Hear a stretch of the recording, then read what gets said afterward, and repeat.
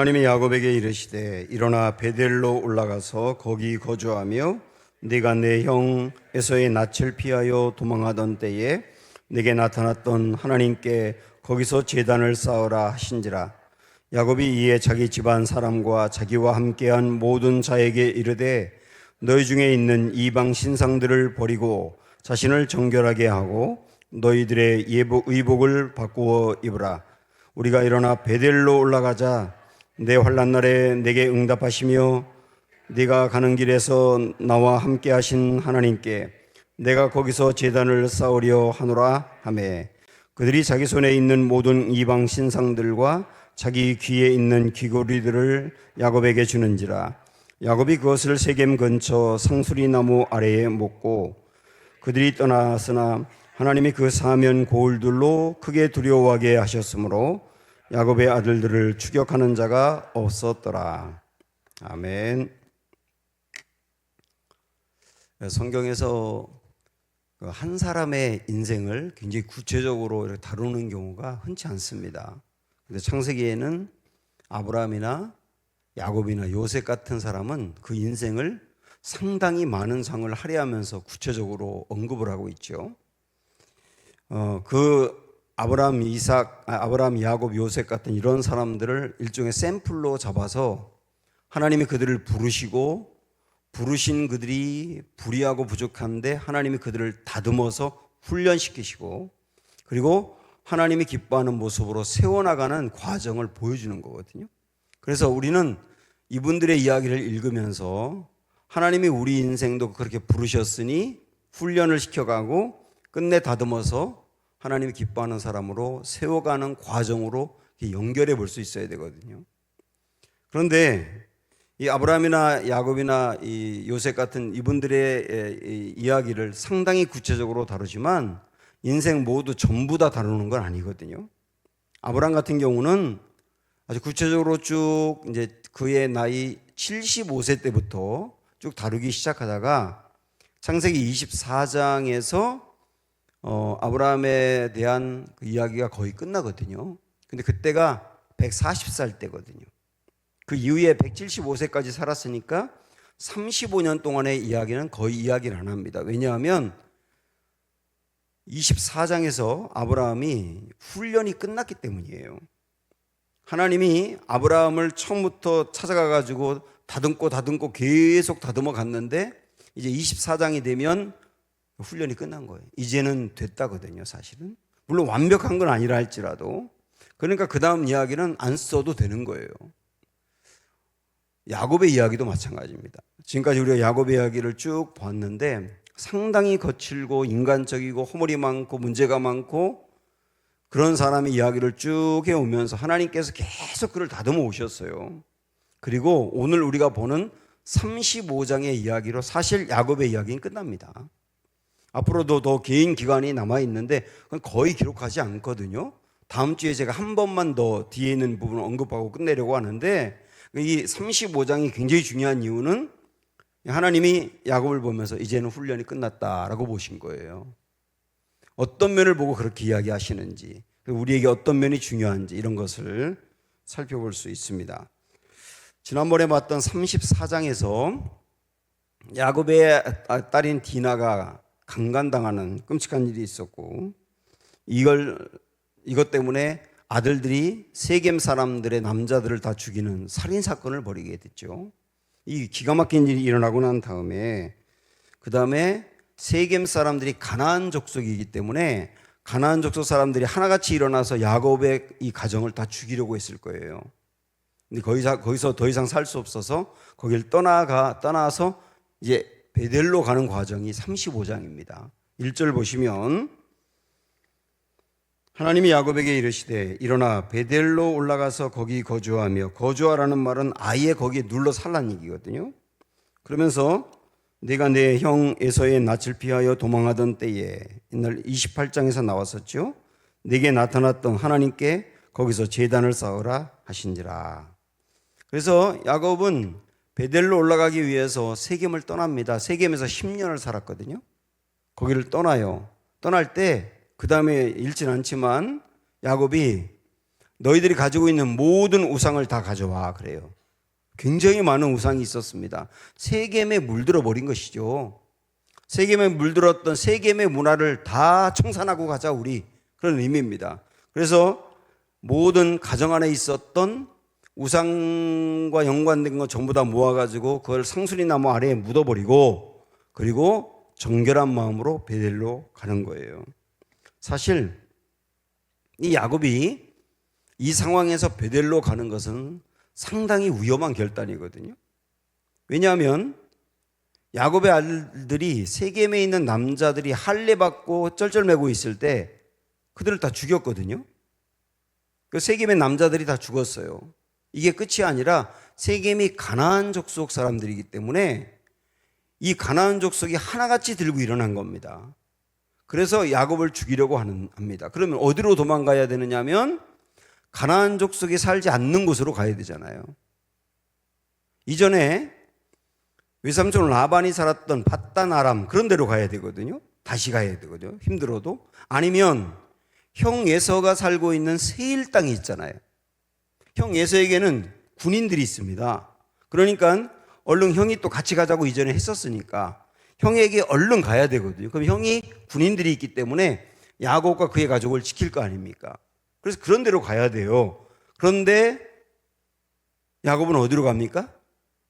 베델로 갑니다. 베델은 가나안 족속 사람들이 살고 있는 곳입니다. 6절을 한번 보세요. 6절 보시면 야곱과 그와 함께 모든 사람이 가나안 땅 루스 곧 베델에 이르고 이랬지 않습니까? 이 베델은 가나안 땅이란 말이에요. 가나안 사람들이 살고 있는 땅이라고요. 가나안 족속이 살고 있는 땅. 그러니까 거기로 가면 안 된다니까요. 가나안 족속 사람들이 거기로 가면 다 죽일 겁니다. 그런데 야곱은 거기로 가는 거예요. 왜 그럴까요? 야곱은 세겜에서 10년을 살면서 절절하게 깨달은 게 있어요. 세겜은 약속 버리고 간 땅이고 하나님이 없는 곳으로 간 땅이고, 그 다음에 세상이 좋아서 간 땅이고, 먹고 사는 게 좋아서 선택한 땅이거든요. 처음에는 거기 가면 안 되고 잠깐 있어야지 했는데 아예 눌러서 10년을 살았거든요. 우리 신앙생활로 이야기한다면 내가 하나님을 믿는다고 하면서 이들과 어울리면 안 되는데, 이 문화에 빠져버리면 안 되는데, 여기에 소망을 두면 안 되는데, 그러면서도 그걸 버릴 수 없어가지고 계속 살다 보니 10년을 간 거나 마찬가지거든요. 그런데 10년을 그렇게 좋아서 살았는데 결국은 거기서 낭패를 본 거예요. 그래서 그는 절절히 깨달은 겁니다. 내가 있을 곳은 하나님이 계신 베델이라고 하는 것. 거기가 비록 가나안 족속 사람들이 살고 있는 땅이지만 베델은 하나님을 만난 곳이고 하나님이 살라고 하신 곳이고 하나님이 계신 곳이기 때문에 거기에 있으면 하나님이 지킨다는 것을 알게 된 거예요. 큰 그 신앙의 문제가 있었을 때 어려움을 통하여서 오히려 깨달은 것이죠. 그러면 하나님이 야곱을 지켰는가? 우리 5절로 가서 볼까요? 5절 다 같이 시작. 그들이 떠났으나 하나님이 그 사명 고을들로 크게 두려워하게 하셨으므로 야곱의 아들들을 추격하는 자가 없었더라 그랬습니다. 그 사면 고을들로 이렇게 있는데 이게 바로 가나안 족속 사람들을 이야기하는 거거든요. 그들이 하나같이 야곱을 죽이려고 했었는데 갑자기 그걸 포기한 거예요. 왜냐하면 하나님이 그들의 마음에 두려움을 주었다는 겁니다. 두려움. 그래서 그들이 야곱 가정을 쫓아가려고 하다가 굉장한 두려움이 생겨가지고 저들을 쫓아가다가 큰일 날 수도 있다고 생각을 하게 된 것이죠. 하나님이 그 마음을 그들에게 준 거예요. 우리 여기서 이제 귀한 것을 깨닫게 되는데, 우리가 야곱에 대해서 살펴보면서 계속 몇 번에 걸쳐서 깨달은 게 뭐냐면, 야곱의 인생에 만나는 문제는 사실 문제가 아니거든요. 야곱이 에서라고 하는 문제가 있었잖아요. 에서가 자기를 죽이려고 하기 때문에 에서가 가장 큰 문제였는데, 그런데 야곱이 야복강에서 하나님을 만나고 야곱의 이름이 이스라엘로 바뀌었잖아요. 야곱이 이스라엘로 바뀌니까 그 다음 하나님께서는 에서의 마음을 활짝 열어가지고 화해하게 하잖아요. 이 문제가 아니구나. 중요한 거는 내가 하나님을 만나서 이스라엘이 되는 거구나. 아, 내가 이스라엘이 되면 내가 안고 있는 문제가 아니구나. 그걸 깨달은 거죠. 이번에도 세겜의 사람들이 자기를 죽일지 모른다. 이 보통 큰 문제가 아니잖아요. 그런데 그가 살던 곳을 떠나서 베델로 올라가기로 결정하니까, 다시 말하면 하나님께로 가까이 가기로 결정하니까 세겜 그 사람과 연관되어 있는 사람들이 두려움이 생겨서 그 일을 포기하잖아요. 아니, 문제가 아니구나. 문제가 아니라 내가 베델로 올라가기만 하면 되는 거구나 하는 걸 깨닫는 겁니다. 우리는 살아가면서 여러 가지 많은 문제를 만나는데 우리는 그 문제가 제일 큰 문제라고 생각을 하잖아요. 그런데 그 문제가 아닐 수 있어요. 우리는 문제를 만나면 거기에 온통 신경을 다 쓰게 되고 그 문제를 해결하는 데만 초점을 두게 되는데, 여러분 여기서 중요한 게 뭐냐면 내가 문제를 해결하는 데만 초점을 둘 게 아니라 나를 보셔야 되는 거예요. 나를. 내가 지금 이스라엘이 되어야 되는데 여전히 야곱의 상태로 있는 거, 베델로 가야 되는데 베델로 가지 않고 세겜에 있는 거, 이런 나를 보셔야 된다고요. 그리고 내가 이스라엘로 변하면, 내가 베델로 가도록 내 마음이 변하면 그 다음에 문제는 상당히 자동적으로 해결되는 게 맞습니다. 문제는 문제가 아니다. 내가 문제일 뿐이다. 내가 변하면 문제는 문제가 안 된다. 이런 것들을 우리에게 알려주는 대목입니다.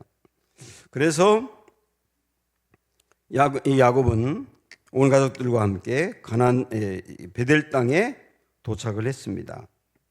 자, 베델 땅에 드디어 야곱의 가족이 온 거예요. 야곱이 온 거예요. 이때 우리가 하나님의 입장에서 한번 생각을 해보는 겁니다. 10년 동안 하나님을 떠나서 세겜에 살다가 낭패를 당하니까 하나님께로 왔거든요. 우리 개념으로 말한다면 하나님과 상관없이 내 마음대로 살다가 이제 내 힘으로 어떻게 할 수 없는 상황이 되니까, 그러니까 그때 드디어 하나님께 와가지고 도와주세요 하고 기도한단 말이죠. 이런 걸 볼 때 하나님의 마음이 어떨까? 어떨 것 같으세요? 저나 여러분이 하나님이라고 그러면 쌤통이라고 하겠죠. 그냥 나를 떠나서 자기 마음대로 살더니 잘 나갈 때는 좋다고 하더니 이제 시련을 당해가지고 어떻게 할 수 없으니까 그제서야 나에게 왔구나, 쌤통이다, 이럴 것 같은데 하나님은 어떻게 할까요? 9절부터 12절까지 하나님께로 돌아온, 베델로 돌아온 야곱에게 하나님 이렇게 말씀하시네요. 9절 다 같이 시작. 야곱이 밧단 아람에서 돌아오매 하나님이 다시 야곱에게 나타나서 그에게 어떻게 했어요? 복을 주셨대요. 복을 주셨대요. 그리고 10절에 하나님이 그에게 이르시되 내 이름이 야곱이지만은 내 이름을 다시는 야곱이라 부르지 않겠고 이스라엘이 내 이름이 되리라 하시고, 이게 두 번째입니다. 첫 번째는 복을 주셨다 그랬고요. 두 번째는 그의 이름을 이스라엘이라고 부르고요. 그가 그의 이름을 이스라엘이라 부르시고 11절에 하나님이 그에게 이르시되 나는 전능한 하나님이라 생육하며 번성하라. 한 백성과 백성들의 총회가 내게서 나오고 왕들이 내 허리에서 나오리라. 내가 아브라함과 이삭에게 준 땅을 내게 주고 내가 내 후손에게 그 땅을 주리라 하시고, 여기 9절부터 12절까지 앞에 있는 내용을 읽어보지 않고 그가 세겜에서 10년 동안 살다가 낭패당하고 돌아왔다는 이런 정보를 우리가 모르는 채 9절부터 12절까지 읽으면 어떤 생각이 들까요? 와, 야곱이 신앙생활 굉장히 잘했나 보다. 예배도 항상 잘 드리고 헌신도 많이 하고 그다음 죄도 짓지 않고 신앙생활 잘했나 보다. 그래서 하나님이 그에게 복을 주고 내 이름을 이스라엘이라 하겠다 그러고 앞으로 미래도 약속하고 모두 주겠다 그러시는구나, 이렇게 생각이 되잖아요. 그런데 우리는 압니다. 그가 10년 동안 하나님을 떠나서 자기 마음대로 살고 자기 좋을 대로 살았었다는 거, 그리고 실패하고 돌아왔다는 거. 그런데 그렇게 돌아온 야곱에게 하나님이 뭐라고 말하냐면 내가 너에게 복을 줄 거야, 이러는 거예요. 좀 이해가 안 가잖아요. 근데 이게 뭔지 아세요? 이게 하나님의 마음이에요. 우리가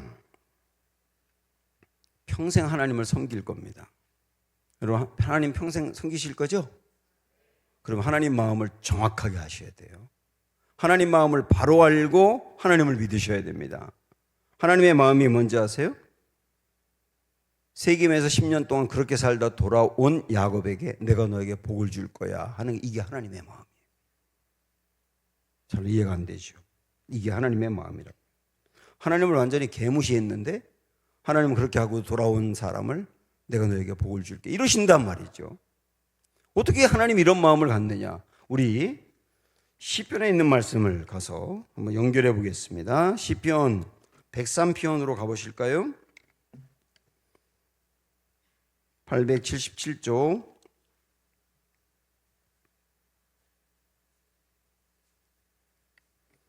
시편 103편 8절부터 11절까지 하나님이 어떤 분인지를 이렇게 말씀하네요. 8절부터 11절 시작. 여호와는 긍휼이 많으시고 은혜로우시며 노하기를 더디하시며 인자하심이 풍부하시도다. 자주 경책하지 아니하시며 노를 영원히 품지 아니하시리로다. 우리의 죄를 따라 우리를 처벌하지는 아니하시며 우리의 죄악을 따라 우리에게 그대로 갚지는 아니하셨으니 이는 하늘이 땅에서 높음같이 그를 경외하는 자에게 그의 인자심이 크심이로다. 이게 본문에 나와 있는 이게 기본적인 하나님의 마음이에요. 기본적인 하나님의 마음. 긍휼이 많다, 은혜롭다, 노하기를 더디한다, 그 다음에 인자가 풍부하다, 하나님께 잘못한 것을 그대로 다 갚지는 않는다 등등등등 나와 있는 이게 기본적으로 하나님의 마음이라고. 집을 나갔다가 돌아온 야곱이거든요. 글쎄 여러분도 뭐 그런 경험 있으신가 모르겠는데 청소년 시기나 이럴 때 여러분 자녀가 집을 나간 적이 있습니까? 아니면 여러분 집에 나가셨었나요? 집을 나가면 모든 부모는 첫날 이렇게 생각합니다. 들어오기만 해봐 내가. 다리를 부러뜨릴 거야 내가. 다 그렇게 생각해, 그죠? 그날은 그렇게 생각해. 근데 하루가 지났는데 안 들어왔어. 그 다음 날까지도 내가 이번엔 그냥 지나가지는 않을 거야 내가. 그런단 말이죠. 또 안 들어왔어. 그게 며칠 안 들어오더니 일주일 안 들어와요. 그럼 그 다음부터 어떤 마음이 드냐면 들어오기만 해봐라가 아니라 들어오기만 하면 좋겠다 해요. 그렇게 바뀌는 거예요. 들어오기만 하면 좋겠다. 그러다가 한 달이 되면 내가 원하는 거 아무것도 없어서 제발 들어오기만 하면 좋겠다. 그러지 않습니까? 한 달 만에 애가 돌아왔어요. 그러면 어디 갔었냐고, 무슨 짓을 했냐고, 왜 나갔냐고, 내가 얼마나 힘들은지 알았냐고 이런 얘기 하지 않고 잘했다고 그런단 말이죠. 제 얘기 틀렸나요? 경험해 보셨잖아요. 이게 엄마 부모의 마음이란 말이죠. 처음에는 그랬다가 나중엔 들어오기만 하면 좋아. 자, 이 마음이 하나님의 마음인 거예요. 야곱이 한 달이 아니라 10년을 떠났었어요. 하나님이 야곱을 보면서 갖는 마음은 뭐냐면 야곱이 저 세겜에 계속 살면 사단의 시험에 빠질 텐데, 저 세겜이라고 하는 곳이 우상숭배가 어마어마한 곳이고 성적으로 타락하고 거기서 굉장히 상처를 입을 텐데 거기 있는 거 아닌데 그러다가 계속 오기만 하면 좋겠다 계속 기다렸지 않습니까? 10년을 기다렸는데 야곱이 왔어요. 그때 하나님께서 왜 이제 왔냐고, 뭐 하지다 왔냐고, 너 거기서 한 짓을 내가 다 알고 있다고 이러는 게 아니라 돌아온 그 야곱을 보면서 살았어 내가 너에게 복 줄 거야. 이게 하나님의 마음이잖아요. 이게 하나님의 기본적인 마음이란 말입니다. 그러고 보니까 여기서 하나님이 야곱에게 복 주겠다고 하는 거, 이걸 보니까 탕자의 비유가 생각이 나는 거예요. 어쩌면 창세기의 탕자의 비유 같지 않을까 하는 생각이 드는 겁니다. 탕자가 집에 돌아올 때까지 아버지는 원하는 건 오직 하나, 오기만 해라예요. 그러다가 탕자가 집에 돌아왔어요. 오니까 얼마나 좋은지 상자에게 뭐 물을 필요가 없는 거예요. 탕자는 아버지에게 할 말을 준비했어요. 아버지를 딱 만나자마자 아버지, 저는 이제 아버지도 아니고 종이라고 해주시면 그것도 감지덕지합니다. 이렇게 얘기할까? 아버지 잘못해도 이렇게 얘기할까? 막 연습을 많이 하고 왔거든. 그 아버지 보자마자 핑계를 대려고 하니까 그 입을 딱 막으면서 쉬 됐어. 왔으면 됐어. 그러면서 그를 안아줘요. 입 맞춰요. 옷을 입혀요. 가락지를 끼워요. 잔치를 벌여요. 기뻐서 춤을 춰요. 왔으면 됐어. 이게 하나님의 마음이거든. 탕자 위에서 제일 중요한 포인트는 뭐냐면 아버지 하나님의 마음을 보여주겠다는 거예요. 아버지 하나님의 마음이 어떤지를 보여주겠다. 우리는 가끔 이런 표현을 많이 합니다. 아유, 하나님이 칠까 두렵다. 하나님이 칠까 두렵다. 그 표현을 웬만하면 하지 마세요. 그 표현으로 여러분의 자녀들을 겁박하지 마십시오. 하나님 치지 않습니다. 디나가 강간을 당했거든요. 세겜에 살 때 강간을 당했는데 그걸 보고 세겜에 살면 안 되는데 살아서 하나님이 쳐서 디나가 강간당했다. 이렇게 접근하시면 안 돼요. 디나는 세겜이라고 하는 세상의 문화에 살다 보니 세상의 문화에 상처를 입은 거예요.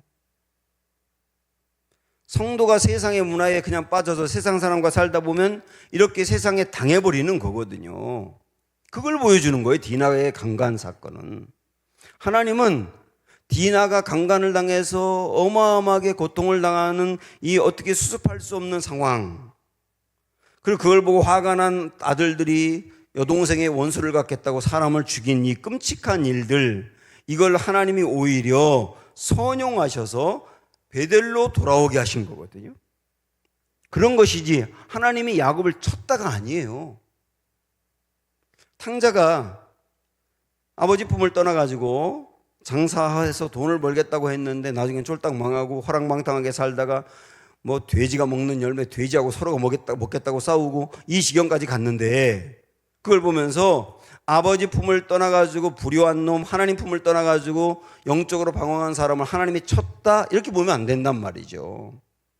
탕자가 사는 그 시대가 그런 거예요. 성도가 그 시대에 살면 발붙일 곳이 없어서 그렇게 상처를 입고 살 수밖에 없는 거예요. 하나님은 오히려 세상으로 나아가서 상처 입은 그 탕자의 상황을 선용하셔서 아버지에게 돌아오게 하셨단 말이죠. 이게 하나님의 기본적인 마음이다. 이해가 되십니까? 여러분 신앙생활 평생 할 텐데 어떤 경우와 상황에 우리는 처할지 몰라요. 그때도 꼭 이걸 기억하십시오. 이게 하나님의 마음이다. 기본적인 마음이다. 자, 또 하나, 우리 앞에서 제가 두 번째라고 했던 것이 뭐였습니까? 야곱의 이름을, 야곱이 세겜에서 베델로 딱 돌아오니까 너에게 복을 줄 거야 그러더니 그 다음에 하신 말씀이 뭐냐면 너 지금부터 이스라엘이야 그러잖아요. 이스라엘이 무슨 뜻입니까? 하나님의 백성이란 뜻이에요. 너 나의 백성이야 그러는 거예요. 자, 하나님이 야곱에게 이스라엘이라는 이름을 붙여준 때가 있었죠. 어디였죠? 야복강이었었죠. 그래서 환도뼈가 부러지고 그 씨름을 할 때 하나님께서 너의 이름을 이제부터는 야곱이라 하지 말고 이스라엘이라 할 거야. 이렇게 이스라엘이라는 이름을 그때 붙여줬잖아요. 그런데 야곱은 이스라엘이라고 하는 하나님의 백성이라고 하는 새로운 이름을 받았는데 그 이후에 10년 동안 이스라엘로 산 적이 없어요. 세겜에 가서 이스라엘과 전혀 어울리지 않는 모습으로 살았단 말이죠. 그렇게 살다가 돌아왔는데 하나님이 야곱에게 또 그러는 겁니다. 내가 너에게 다시 얘기할게. 너의 이름이 이스라엘이야. 너 하나님의 백성이야. 이러시는 거예요. 이게 하나님의 기본적인 마음이란 말이에요. 조금 아까 읽었던 시편 103편 여러분 조금 더 보실까요? 12절부터 14절 시작. 동이 다시 앞으로 돌아가셨었구나. 다시 보세요. 시편 103편 12절부터 14절 시작.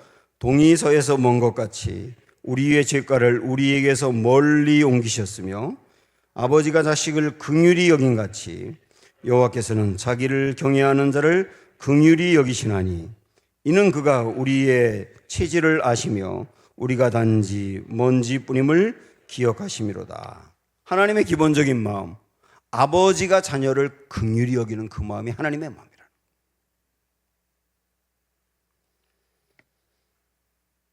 우리는 하나님의 시선을 오해할 때가 많아요. 자, 예를 들어서 김연아 선수가 피겨스케이팅을 한다고 생각을 해보세요. 그 심사위원들이 쭉 앉아 있습니다. 그 앞에서 연기를 하는데 심사위원들은 어떤 시선으로 김연아를 바라보느냐면 트리플 엑셀을 정확하게 도는가, 정확하게 3바퀴 반을 정확하게 도는가, 그런 걸 유심히 보는 겁니다. 그러면서 오늘은 바퀴수가 좀 부족한데, 얼굴 표정이 왜 이러지? 손동작은 오늘은 어색한데, 그래도 감정 그런단 말이죠. 심사위원들의 시선은 그런 거예요. 심사위원들의 시선은 뭐냐면 무엇을 잘못하는지 정확하게 체크해내고 지적해내고 그걸 갖고 평가하는 거거든요. 이게 심사위원들의 시선입니다. 그런데 우리 하나님의 시선은 심사위원들의 시선이 아니에요. 아버지가 자녀를 보는 시선이라고요. 긍휼의 시선이라고. 성탄절 이제 우리 주일날 축하잔치 할 텐데 유아유치부도 이번에 참여하거든요. 5분 정도 합니다. 그런데 유아유치부 애들 여기 쭉 서가지고 율동하고 그럴 거 아닙니까? 그러면 매해마다 틀림없이 우는 애가 있고요. 그 앞에 서가지고 아무것도 안 하고 그냥 왔다 갔다 하는 애가 있고요. 다른 율동하는 애 방해하는 애가 있어요. 그러면 내 아이가 거기서 율동을 안 하고 울거나 다른 애 방해하면 쟤 왜 저래? 또 저래? 다른 애들 잘하는데 우리 애만 떨어지고 쪽팔리고 뭐 그렇게 생각합니까? 우리 애가 유아유치부 애인데 학교도 안 들어갔는데 얘가 언제 그렇게 벌써 커가지고 무대로 나가는 뒷모습을 보니까 그 유니폼 천사 옷을 입고 있는 그걸 보니까 그걸 보는 것 자체가 그냥 감동이에요. 율동을 못해도 괜찮아. 앞에 서 있기만 해도 그냥 감동이. 그렇지 않으세요? 이게 엄마의 시선이고 아빠의 시선이잖아요. 다른 애 아무도 안 보여. 100명이 하든 1000명이 하든 안 보여. 한 명만 보여. 내 애만 보여. 그게 부모의 시선이잖아요. 이런 시선으로 보는 겁니다. 하나님의 시선이 그렇다는 거예요. 그게 너의 이름은 여전히 이스라엘이야 라고 하는 것이죠. 때로 우리 신앙생활이 엉망일 때가 있어요. 주일 예배에 빠질 때도 있고 헌금 생활을 못할 때도 있고 헌신을 못할 때도 있고, 그래서 하나님이 너 못하니까 내가 심판관처럼 딱 지적을 하면서 너 이 부분 못하고 이 부분 못하고 이 부분 못하니까 내가 칠 거야, 이런 하나님이 아니란 말이에요. 그 심판관의 시선, 하나님의 기본적인 시선은 긍휼이다. 긍휼. 하나님의 기본적인 시선이다. 이 예기치 않은 시선을 야곱이 만난 거거든요. 야곱은 분명히 베델로 돌아갔을 때 하나님이 얼마나 벌을 내릴지 생각을 했을 거예요. 하나님은 어마어마하게 지금까지 치셨고 앞으로도 또 치실 거야 라고 생각했는데, 돌아갔더니 하나님 하신 말씀이 뭐냐면 내가 너에게 복을 줄 거야 그러더니만 너 여전히 이스라엘이야. 내가 너에게 이스라엘이라는 이름을 주었지, 이스라엘처럼 너 10년 동안 살지 않았지, 그래도 너 여전히 너 이스라엘로 봐. 이게 내 시선이야. 와, 야곱이 이 시선에 감동을 받은 거죠. 그래서 이때 진짜 그가 변하는 거예요. 그래서 지금부터는 정말 이스라엘로 살아야지 결심하지 않겠어요? 그리고 이 이후에는 야곱이 확 성장을 하거든요. 정말 하나님의 시선을 만난 사람, 하나님의 그 사랑을 만난 사람, 거기서 깨지고 거기서 변화되는 거예요. 야곱이 지금 그런 체험을 하고 있는 겁니다. 하나만 더 볼까요?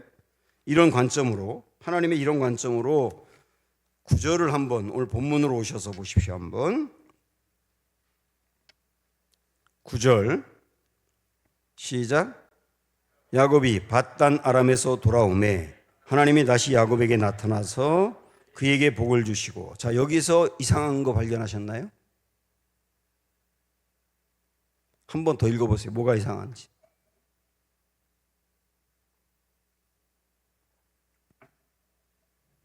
발견하신 분은 손 들고 이렇게 한번 저에게 대답을 하시면 선물 드리겠습니다. 선물은 잘했다 칭찬하는 거예요. 이상한 거 발견하셨나요?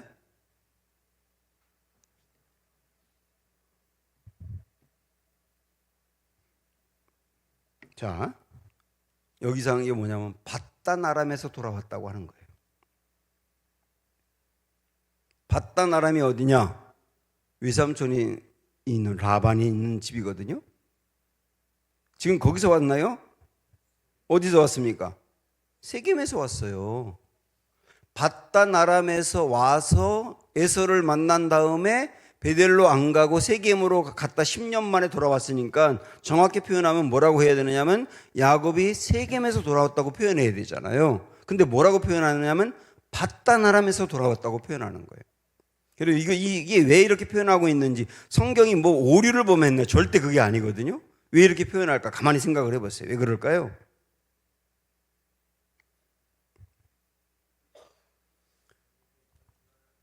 그렇죠. 바로 그거죠. 세겜에 있는 10년의 기간은 영적으로 무너졌던 기간. 가선 안 되는 곳에서 갔고 살아선 안 되는 모습으로 살았고 그래서 실패도 했고 큰 어려움을 겪었던 그 10년의 기간을 하나님이 지우시겠다는 거예요. 와, 은혜가 되지 않습니까? 돌아왔으면 됐어. 그 10년 내가 지워버릴 거야. 없는 셈 칠 거야. 그래서 네가 곧바로 밧단 아람에서 베델로 온 것처럼 여길 거야. 나 그런 시선으로 너 계속 볼 거야. 중요한 건 돌아온 거야. 하나님의 이 시선이 참 우리 마음을 뜨겁게 합니다. 그래서 하나님께로 돌아갈 마음이 생기게 되는 것이고 하나님 돌아갔을 때 이렇게 반기시겠구나 하는 생각도 들게 되는 것이죠. 이 모든 것들 지금까지 제가 드렸던 말씀 하나님이 돌아온 야곱에게 복을 줄 거야. 너 여전히 이스라엘이야. 너 밧단 아람에서 온 거야. 라고 말씀하신 이것이 하나님의 기본적인 마음이다. 우리를 향한 하나님의 기본적인 마음이다 하는 겁니다. 이것을 경험한 야곱, 이 하나님의 사랑을 경험한 야곱 어떻게 될까요? 14절 15절 가서 봅니다. 14, 15 시작. 야곱이 하나님이 자기와 말씀하시던 곳에 기둥 곧 돌기둥을 세우고, 이게 첫 번째죠. 돌기둥을 세웠대요. 그 다음에 그 위에 전제물을 붓고 또 그 위에 기름을 붓고, 전제물을 붓고 기름을 붓고 하나님이 자기와 말씀하시던 곳의 이름을 베델이라 불렀더라 이렇게 나옵니다. 여기 보면 그 기둥을 세웠다, 전제물을 부었다, 그리고 기름을 부었다 이렇게 나오는데 이 말씀과 상당히 비슷한 게 어디 있느냐면 창세기 28장 베델에서 하나님 만났을 때거든요. 자, 잠깐 앞으로 가셔서 지금 이 본문 세 가지하고 여기 한번 비교해 보실까요? 28장으로 가봅니다. 베델 사닥다리에서 하나님 내려오셔가지고 야곱을 만났고 그 하나님을 체험한 다음에 야곱이 이렇게 하죠. 18절 보시면 야곱이 아침에 일찍 일어나 베개로 삼았던 돌을 가져다가 기둥으로 세우고 그 위에 기름을 붓고 이렇게 나왔죠. 그죠? 기둥으로 세우고 기름을 붓고 이렇게 나왔잖아요. 그렇게 오늘 말씀하고 상당히 비슷하죠. 베델로 돌아가서. 그런데 28장에 안 나왔는데 35장에 나와 있는 게 하나가 뭡니까? 전제물을 부었다는 거예요. 전제물을 부었다. 자, 여기 보세요. 전제를 부었다. 이게 뭐냐면 제사 중에 전제라는 제사가 있어요. 전제라는 제사의 특징은 뭐냐? 포도주나 피를 쏟아붓는데 주로 포도주를 부어드리는 제사인데 이렇게 제물을 태우기 위해서 불을 이렇게 나무를 태우다 보면 이 불이 좀 식어갈 때가 있겠죠. 뜨겁지 않고. 그때 포도주를 부으면 확 뜨거워진답니다. 그렇게 붓는 게 전제인데, 특징은 뭐냐면 한 방울도 남기지 않고 전부 다 붓는 게 전제의 특징이에요. 그래서 내가 하나님께 전제로 드렸다 이렇게 표현할 때는 나의 모든 것을 다 쏟아부었다, 그런 의미가 있거든요. 그래서 디모데후서 4장 10절에도 보면 바울이, 디모데후서는 유언처럼 남긴 말씀이거든요. 인생의 말년, 바로 죽기 전에 쓴 말씀인데, 그때 바울이 스스로 고백합니다. 내 인생 전제처럼 부어드렸다, 하나님께. 내 인생 한 방울도 남김없이 다 쏟아 부어드렸다. 이게 바울이 자기 자신을 고백하는 건데, 그리고 본다면 여기서 야곱이 전제라고 하는 표현을 하면서 했던 것은 뭐냐면 하나님 앞에 그러는 겁니다. 하나님, 세겜에 돌아온 저를 이렇게 맞아주신 하나님, 저 하나님의 사랑에 감격했습니다. 이 사랑에 감격하고 나서 제가 결단합니다. 앞으로 나의 남은 모든 인생, 생명까지 주님께 부어드릴게요, 이러는 거거든요. 생명까지 아낌없이 주님을 위해 다 쏟아 부어드릴게요. 여기서 야곱의 훈련이 끝난 거예요. 이제는 정말 하나님의 사람으로 딱 세워진 거거든요. 요 대목이 말이죠. 그러면 야곱이 이렇게 자기의 모든 인생을 생명까지 아끼지 아니하고 전제로 다 부어드리겠다고 결단할 수 있었던 것은 무엇 때문이냐? 반겨주신 하나님의 사랑 때문이에요. 하나님의 기본적인 마음과 그 사랑이 어떤지를 정말 알고 만나고 나니까, 그 사랑에 감격하고 나니까 내 인생 전부 다 하나님께 드려도 좋겠다고 생각이 되는 거예요. 그런데 하나님의 사랑을 만나지 못하고 하나님의 사랑에 감격 못한 사람에게 인생을 다 드려라, 쏟아부어 드려라, 뭐하고 있냐 이러면 그건 정죄가 되는 거잖아요. 하나님의 사랑으로 감격한 사람이 누가 뭐라고 해서가 아니라 자발적으로 하나님께 다 드리고 싶은 마음, 이게 훈련이 끝난 모습인 거예요. 우리가 섬기는 하나님은 어떤 분이신가? 사랑 자체다. 사랑 자체다. 사랑 덩어리다. 이 사랑을 만난 사람은 반드시 변한다. 여러분도 그런 은혜가 있기를 축원합니다. 이 사랑을 우리 하나님 보여주기 위해서, 눈으로 경험하게 하기 위해서 부모를 보내주신 거거든요. 사실은 부모는 내 자녀를 위해서 아낌없이 다 쏟아놓고 최고의 사랑을 주지 않습니까? 그 부모의 사랑을 통하여 하나님의 사랑을 맛보게 해주는 거예요. 그러나 그 부모의 사랑도 도저히 미칠 수 없는 게 하나님의 사랑이에요. 그 사랑 아는 우리가 되기 원하고, 그 사랑이 우리 신앙의 기초가 되기를 원하고, 그 사랑에 힘입어 고난이 있는 중에도 용기를 내길 바라고, 그리고 흔들릴 때도 그 사랑에 힘입어 승리할 수 있는 은혜가 있기를 주님의 이름으로 축원하면서 주 사랑이 나를 숨쉬게 해 찬양 부르겠습니다.